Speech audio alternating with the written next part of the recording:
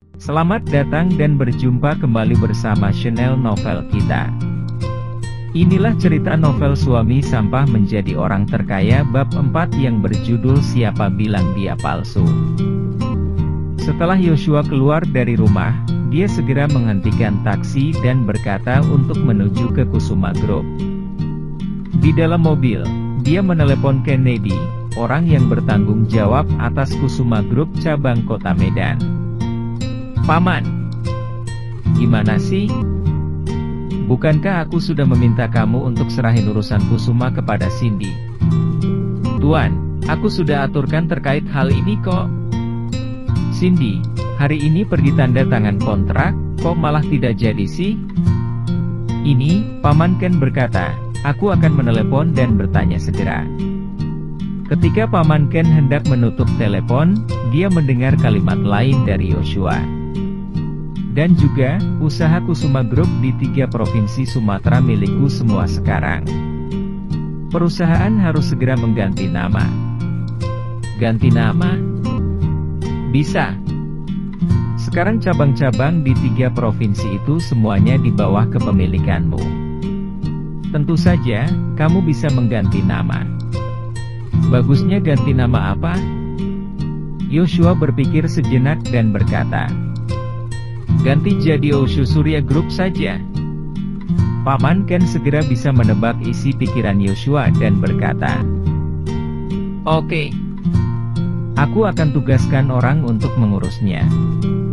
Sopir taksi melirik Yosua yang berada di kursi belakang mobil, dengan bercanda berkata, "Hei teman, kamu ini sungguh pandai berbual ya. Ada apa?" Yosua mengerutkan kening dan bertanya. Sopir taksi tersenyum dan berkata, "Siapa yang tidak tahu bahwa cabang Kusuma Group di 3 provinsi Sumatera adalah milik Kennedy? Kamu berbual mengatakan semuanya itu milikmu, mengapa kamu tidak katakan saja bahwa seluruh wahana grup di sana juga milikmu?" Yosua tersenyum kepada sopir taksi dan menjawab, "Pak, omonganku dalam telepon tadi sudah meminta Kusuma Group untuk mengubah namanya menjadi Oshu Surya Group, Bapak juga ada dengar kok. Tunggu saja apakah nanti Kusuma ada mengubah namanya." "Oke. Jika Kusuma Group benar-benar mengubah namanya menjadi Oshu Surya Group, aku Wawan akan memanggilmu kakak di masa depan." Yosua melihat Pak Wawan seperti paman Paruhbaya yang berusia hampir 40 tahun, jika dia memanggil dirinya kakak, akan terkesan dirinya tua. Dia menambahkan WhatsApp Pak Wawan, berkata sambil tersenyum, "Tidak perlu panggil aku kakak. Ingatlah untuk kembalikan ongkos aku setelah kamu kalah nanti." Sesampainya di Kusuma Group, Yosua membayar ongkos dan langsung turun dari taksi. Dia memiliki 200 miliar di rekeningnya yang ditransfer oleh Paman Ken, dia dapat menghabiskan berapapun yang dia inginkan sekarang. Hanya saja dia belum bisa mengungkapkan identitas aslinya di depan istrinya Cindy. Cindy menunggu kedatangan Yos di gerbang grup Kusuma. Dia tidak berharap apapun dari Yos, hanya ingin Yos memberikan sebuah penjelasan.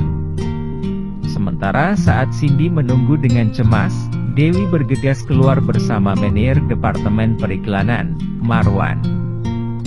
Marwan berusia pada awal 30 tahunan, mengenakan kacamata berbingkai emas, nampaknya dia terlihat terpelajar dan sopan. Tetapi sebenarnya dia adalah orang yang munafik.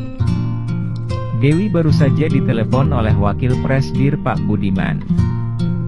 Diberitahu bahwa orang dari perusahaan desain kemasan telah tiba, menyuruhnya keluar untuk menyambut tamu terlebih dahulu. Pak Budi akan segera keluar setelah menyelesaikan urusannya dengan klien lain. Tidak sulit untuk melihat seberapa besar Pak Budiman mementingkan masalah ini. Setelah Dewi berada di luar, dia melihat Cindy masih saja tidak pergi. Kemarahannya lagi-lagi terpicu, dia bersama Marwan bergegas berjalan menuju Cindy dengan penuh amarah. Dewi menunjuk ke arah Cindy, dengan tegas berkata, "Cin, apakah kamu tidak tahu malu? Aku sudah bilang, Kusuma Group tidak bakal bekerja sama denganmu. Kamu masih tidak tahu malu tidak mau pergi dari sini untuk apa sih? Aku kasih tahu ya. Bahkan jika kamu berlutut untuk memohon padaku hari ini, aku tidak akan setuju untuk bekerja sama dengan perusahaanmu. Marwan merasa sepertinya mengenal wajah Cindy. Dia baru kepikiran setelah memikirkannya beberapa lama. Ternyata si cantik ini pernah mengunjungi dirinya sebelumnya. Cindy pula yang telah menolak permintaan tak wajar dari dia. Sekarang Dewi menjadi atasannya Marwan. Demi jadi penjilat, Marwan mencibir ke Cindy dan berkata, "Oh, ternyata ini kamu? Pak Marwan, kamu mengenalnya?" Dua Dewi memandang Marwan. Marwan mengangguk dan berkata, "Wanita ini pernah cari aku sebelumnya untuk membahas tentang kerjasama, tetapi aku menolak." "Bu Dewi, kamu tidak tahu. Pada saat itu, dia merayu aku, sontak ditolak aku dengan tegas." Dua Dewi mencibir pada Cindy dan berkata, "Cin, tidak nyangka ternyata kamu orang seperti itu ya. Pantas saja perusahaanmu begitu lancar pada beberapa tahun sebelumnya, ternyata kamu memanfaatkan tubuhmu untuk mendapatkan kekuasaan ya. Kalian omong kosong seperti hembusan kentut." Cindy tidak bisa menahan diri untuk tidak berkata kasar. Dia berkata kepada Marwan, "Pak Marwan, jelas-jelas kamu yang melecehkanku dulu, tetapi kamu malah asal menuduh, tidak membedakan benar dan salah, membalikkan hitam dan putih. Perusahaan Kusuma memiliki orang-orang seperti kalian, tidak bisa kerja sama pun tidak apa." Cindy gemetar karena marah, berbalik badan dan hendak pergi. Terdengar Dewi berkata, "Cin, aku khawatir kamu telah berselingkuh di belakang suamimu, kan?" Cindy menoleh kepalanya, memelototi Dewi dengan marah, dan berkata, "Dewi, coba kamu katakan sekali lagi. Lihat apakah aku berani merobek mulutmu.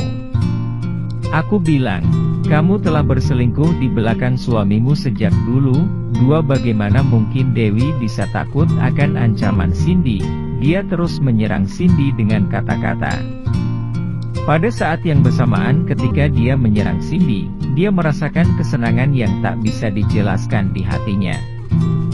Hanya saja, dalam hatinya merasa aneh. Pak Budiman dengan jelas mengatakan bahwa orang yang ingin bekerja sama dengan perusahaan sudah tiba, kok tidak kelihatan dari tadi? Suami Cindy, Yoshua berjalan kemari dengan wajah muram. Dewi sangat terkejut melihat kedatangannya. "Cin, suamimu yang tidak berguna itu ada di sini." Cindy melihat ke belakang, dan dia melihat Yoshua mendekatinya. Sekejap, Yoshua memukul wajah Dewi dengan tamparan keras, meninggalkan bekas 5 jari yang jelas tertempel di wajahnya. Yoshua mengenali Dewi. Wanita ini pernah mencemooh dirinya di pesta pernikahannya dia dengan Cindy. Karena dia teman sekelasnya Cindy, Yoshua menahan kemarahannya. Baru saja, dia mendengar perkataan hina dari Dewi kepada istrinya dengan jelas. Bagaimana dia bisa membiarkan wanita ini? "Dewi, jangan berpikir kamu seorang wanita, maka aku tidak berani memukulmu. Beraninya kamu menindas istriku, kamu sudah bosan hidup ya." Wih, kemampuannya tidak seberapa, tapi temperamennya buruk sekali. Dewi menggertakkan giginya, memelototi Marwan di sebelahnya dan berkata, "Pak, aku telah dipukuli, kamu kok masih diam aja?" Marwan tersadar dan berteriak, "Satpam!" Segera ada 4 atau 5 satpam bergegas ke sini. Cindy khawatir Yoshua akan menimbulkan masalah lain. Dia menariknya dan berkata, "Yos, ayo kita pulang. Udah pukulin orang terus mau langsung pergi gitu?" Tidak semudah itu. Dua Dewi menunjuk kedua orang itu, dan berkata kepada satpam, "Tolong pukulin 2 orang ini sekeras mungkin." Jangan biarkan mereka masuk ke perusahaan Kusuma selangkah pun lagi untuk selamanya. Ketika penjaga keamanan hendak menurutinya, Yoshua berkata dengan tegas, "Aku adalah sopirnya Pak Kennedy. Coba lihat siapa dari kalian yang berani." Kemudian, beberapa penjaga keamanan itu saling memandang sesama. Mereka tergertak oleh omongan Yoshua. Untuk menyanjung Dewi, Marwan berteriak kepada penjaga keamanan, "Sopir Pak Kennedy adalah Kak Johan. Orang ini jelas adalah sopir palsu, jangan diam saja, menunggu dipecat ya kalian." Pada saat ini, terdengar suara serak dan tua yang datang dari arah sana. "Siapa bilang dia palsu?" Semua orang mencari asal suara itu, kemudian melihat Pak Kennedy, orang yang bertanggung jawab atas Kusuma Group di 3 provinsi Sumatera, berjalan cepat menuju sini.